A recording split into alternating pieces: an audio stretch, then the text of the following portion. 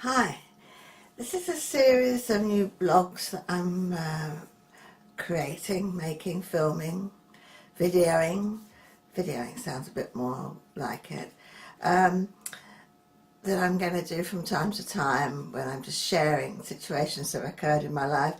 And rather than write them down, Debbie, my tremendous support and assistant in social media, suggested that people might prefer just to have a little chat, with more me having a little chat with you. So here we go. I've managed the technology. That's taken me a while, and I think we all have those problems, don't we? Where we're faced with a new way of doing something. It's almost like a block.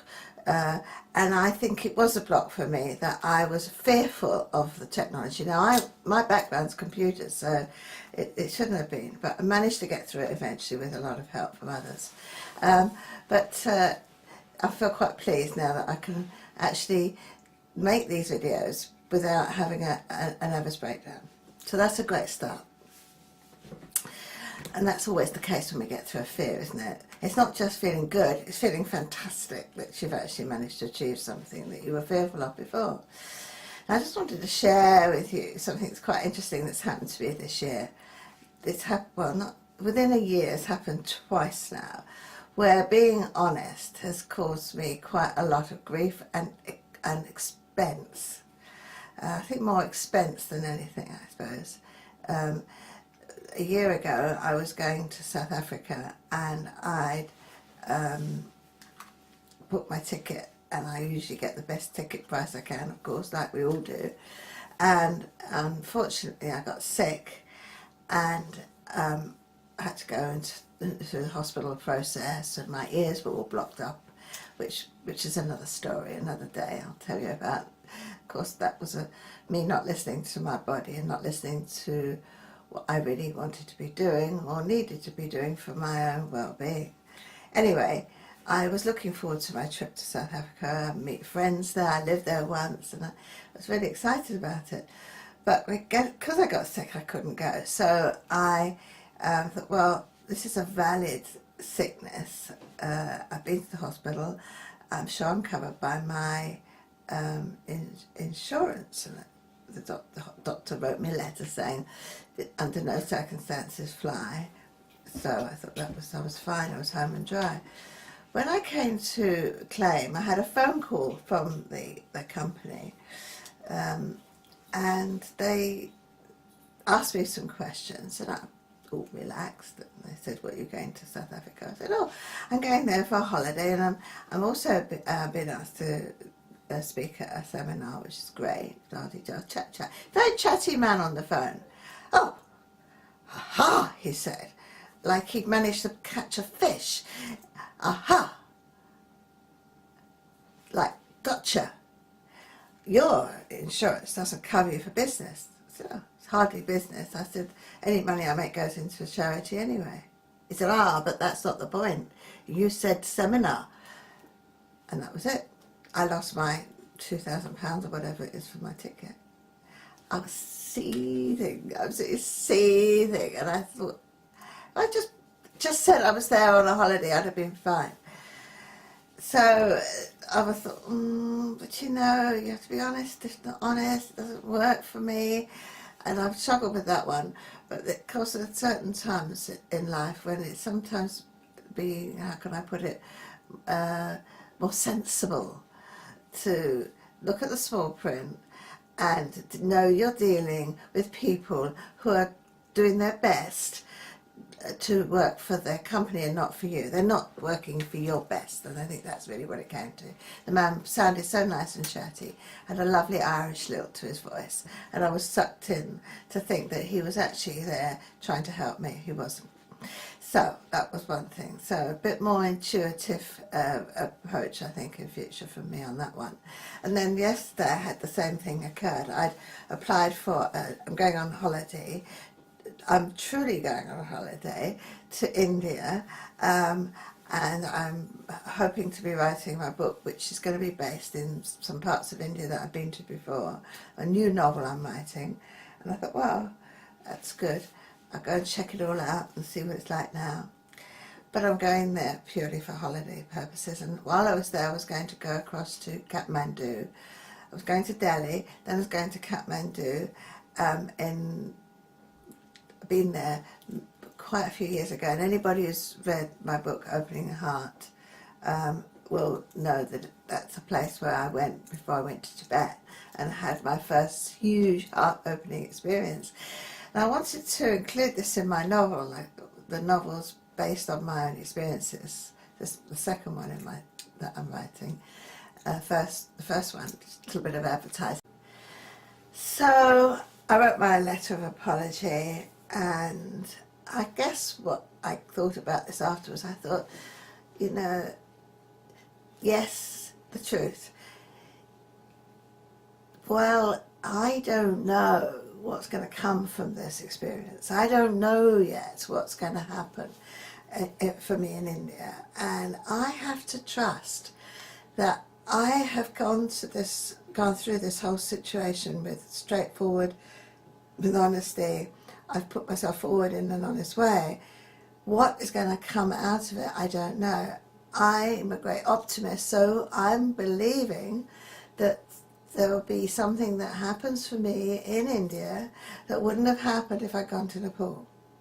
And I shan't go looking for it, but I should be open for it. So that's how I'm managing it. And I'm also managing it by hoping that my girlfriend will be quite hopeful, supportive on this and not be too upset.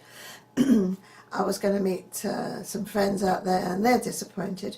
But what I'm going to do now is I'm going to go to Nepal later on in the year, and I'll be able to spend longer there with Douglas, and probably it'll be a better time for him because he's opening a new eco hotel which he's going to run that will actually create money that will support his charity, so he doesn't have to spend his time running around raising funds. So I'm very excited about seeing that. So I'm going to go back later in the year, and I'm going to stay at his great hotel, and I'll probably have a fabulous experience.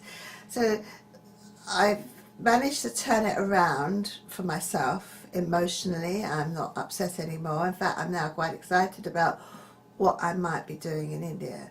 I still feel a bit bad about being a bit short with the man at the visa centre, but I have written a letter apologising, and I have had a nice letter back, so that's okay. I feel that's okay.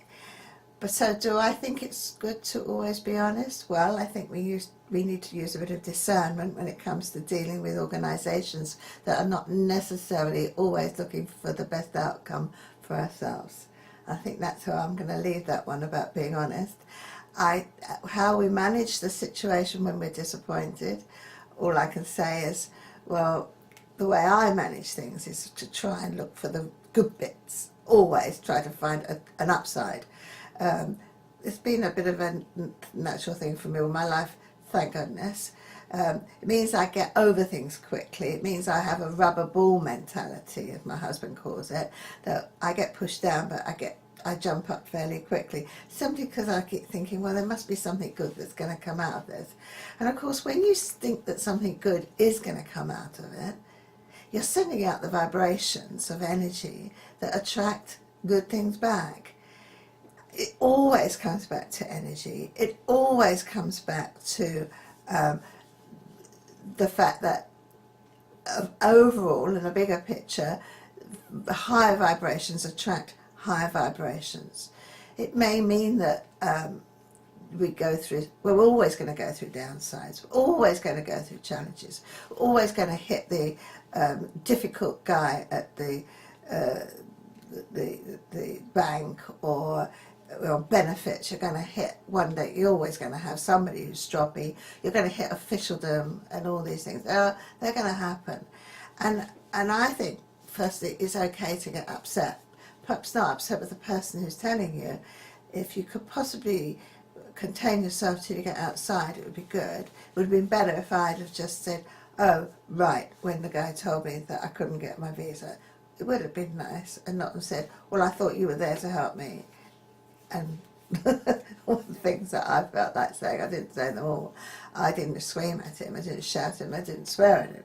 But anyway, best is just hold it for a bit, but then let it out, because you do need to let it out. And I let it out by a big laughing, shouting match with my travel agent. And I'll just have to tell you this bit because it was funny and it did break the energy for me. I rang her up, I know her well, and I said, "You won't believe what's happened," looking for sympathy at this point.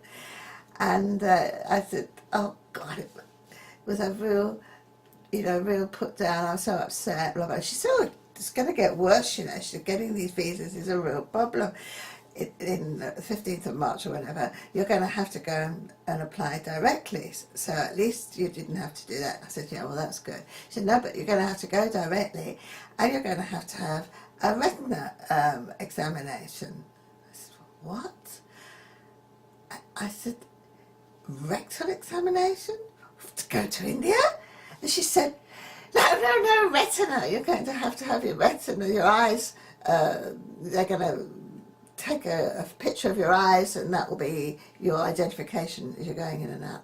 Of course, we absolutely roared with laughter at my mistake, and the visual that created, we just hysterical, and that was it. My energy had changed completely, and I was fine. I always believe in having a good laugh. That was funny. Anyway, I just want to put your mind at rest. You just have to have your eyes filmed, videoed, or whatever they do. Take a photograph of your eyes if you're going to India. And another thing to be careful about, just to be careful about what you put on your visa. Better to put that you're a housewife, really. This is what I'm going to be. Even if, for a man, I think your most occupations are absolutely fine, but it's just sensitive to media. Okay, so just a little bit of sharing there with you, and hopefully I'll be doing this more often. It's fun and I'm enjoying it, and now I've got the technology sorted. It's good. The whole thing did collapse halfway through, but that was because the battery ran out, so there might be a little jump. Hopefully my wizard friend Tom will put the two bits together and you'll get what will seem like a seamless blog, or vlog as I now believe it's called. Bless you, thank you for joining me, and just keep cool when you're dealing with the authorities, and have a good day. If I can find the stop button, then we'll be well away. Bye now, big hugs, lots of love.